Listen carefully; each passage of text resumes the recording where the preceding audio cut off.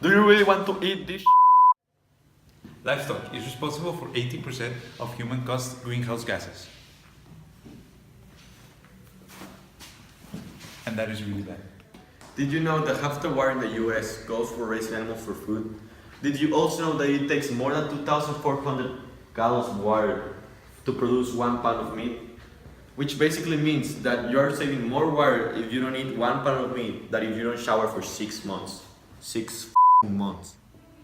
So what should we do about it?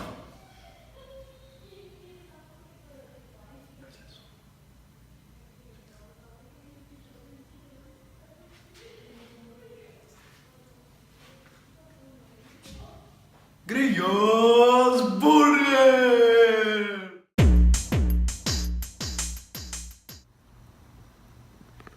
Who are we? We're a company that plans to use cricket meat as a substitute for meat. Insect farming is the future of our nation. It does not require as much food, water, and space, and it does not produce as many greenhouse gases. We already have a restaurant located in San Remo that will distribute these cricket burgers throughout Monterrey. Go green. Go green. Go green.